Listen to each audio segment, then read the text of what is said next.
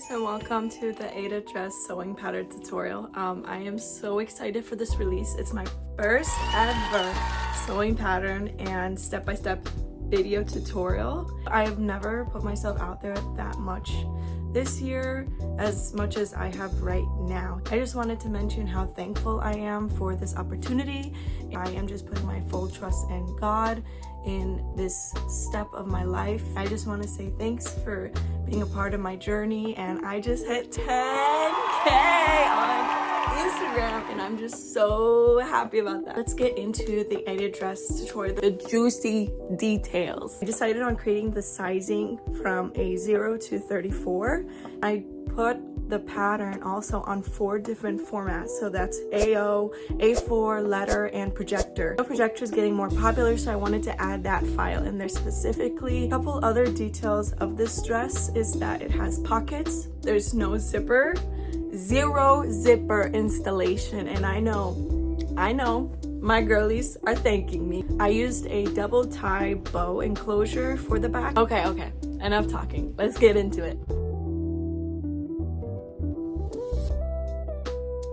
Before we start, we're going to take our measuring tape and measure the scaling square. This double checks that the printer printed everything correctly. If this part's not measuring up the right way, the pattern comes with a printer troubleshooting guide to help walk you through solving the issue. I also have a fabric cutting guide to help you place the pattern pieces in the most strategic way to where you're saving the most amount of fabric. Be sure to check those out before you cut into your fabric. Once you cut all the pattern pieces out, cut your main bodice front and main bodice back pieces from your fabric. Cut through the front and back bodice at the yoke line and fold at the shoulders and side seams. Here you're going to cut notches in the armhole and then also in the neck hole. And you're going to fold those pieces down exactly like I'm showing you here. Make sure to fold down at the neck hole and the armhole. You're going to repeat these exact same steps with the front bodice as well. Once everything's folded, place it on your fabric and cut out both your front and back yokes on fold. Place a weight on your fabric while it's on fold, and then you're going to cut down to that 3rd notch. Those first 2 notches are where you're going to place your ribbons for the back tie enclosure. Make sure to mark them on both sides of the fabric. This is how your back yoke should look. Unfold your front and back yoke pieces and place them back on your main bodice fabric. Start marking all of your notches, making sure that they are on the front side of the fabric and on the back. Now we're moving to the pockets, where I'm doing the same thing, where I'm marking the pockets on the front side of the fabric, and then I'm just flipping that small section so that it is also marked and mirrored on the other side. On your back bodice, we are again cutting until that 3rd notch, not the first 2, because those are for the bow tie enclosure. Now take your pattern pieces and put them to the side.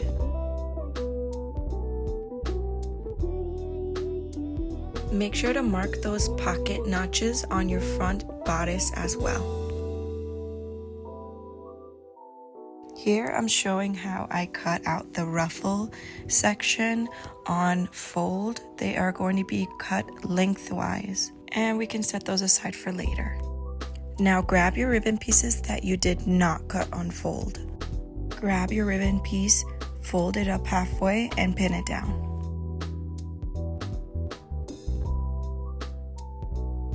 Using a 1 centimeter seam allowance. Take your 2 pieces to the sewing machine and sew a straight line all the way through. Fold one end at a 45-degree angle and use your nail to crease down. This is going to help you create the perfect bow tie end. Now go ahead and sew a line right where you crease. Make sure to backstitch. Leave some length on the tail so that you can double knot. This is very important for keeping the seam together once you flip it inside out.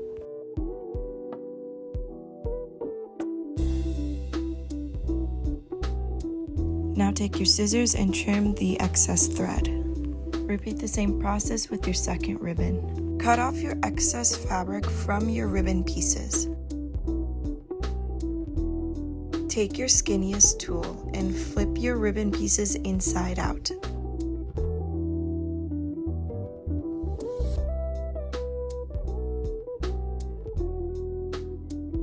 Now take your ribbon pieces and iron them out.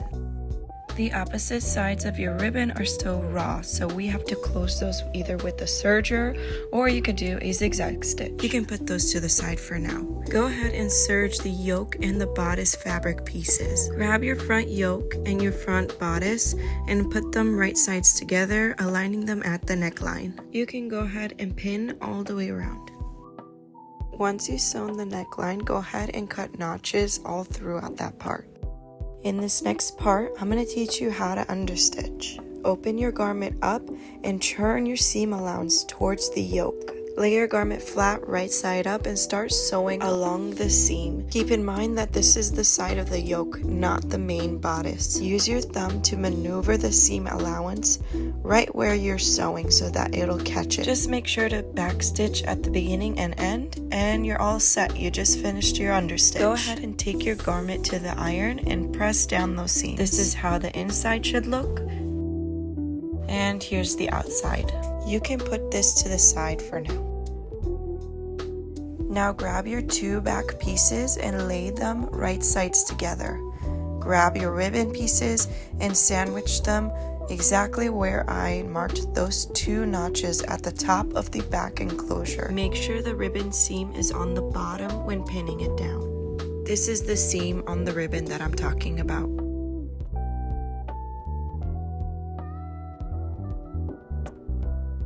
Start sewing along one side of the back opening. Make sure to backstitch.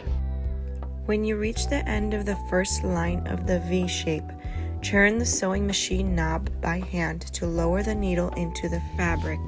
Lift the presser foot, pivot the fabric to form the V shape. Lower the presser foot back down. Continue sewing to the end of the line, ensuring both ribbons are securely stitched into the dress. Remember to backstitch at beginning and end for reinforcement. Make a small snip at the V of the seam you just created. Make sure to not cut through the seam though. Go ahead and pin and sew the back neckline. Make sure to backstitch at beginning and end. Go ahead and cut notches throughout the back neckline. Make sure to snip the corners of the back enclosure. Once you've turned everything inside out, understitch as far as you can on the neckline until the back enclosure. It doesn't have to be all the way. Just as a reminder, you're sewing on the yoke part, not on the bodice part. Here is how mine turned out. After you finish, make sure to take your garment to the iron to press down all the seams. Place the front bodice on the back bodice right sides together. Align the shoulders and the middle seams together and then sew a line across the top. Open up the shoulder pieces again and iron the new seams open. Once the shoulder seams are sewn, open the dress back up like this. Cut 2 sets of mirrored pockets and serge all around. Match all 4 sides of the pocket notches to all 4 sides of the bodice dress. It should look just like this. Flip each pocket and match them right sides together and pin them down for placement. Sew all 4 pockets down and then flip them open like a book. Iron it open and sew one more line across the pocket. This is called a top stitch. Place the dress flat on the table. Roll from one side up until the middle of the dress. Wrap the yoke around the rolled up bodice, the burrito, ensuring the right sides of the yoke and bodice armhole are together. Pin them in place and sew along the armhole seam. The rolled up fabric should stay inside the yoke and bodice while sewing. Cut small notches along the curve where you just sewed. Turn the dress right side out, then understitch along the armhole to keep the lining in place. It's physically impossible to understitch all the way through, so you're going to start on one side, go up until the middle seam at the top of the shoulder, and then you're going to start on the other end and do the same thing. Make sure you're staying on the yoke side, not the main bodice side.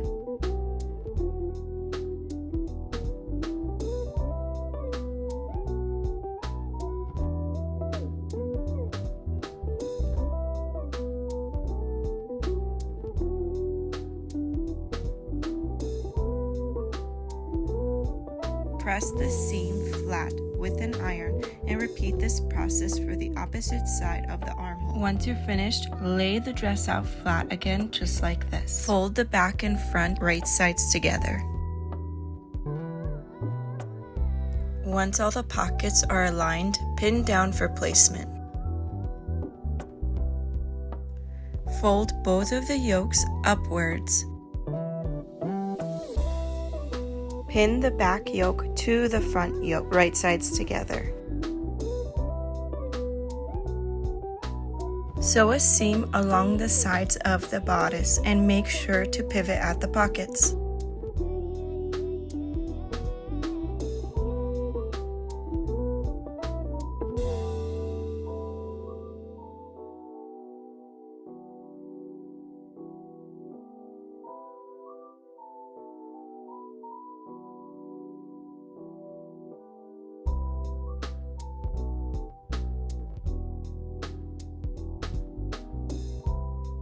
After you've finished, make sure to press the seams down with an iron. Fold the yokes back over and sew together the side seam allowances so that it's not folding upwards when you're putting on and taking off the dress.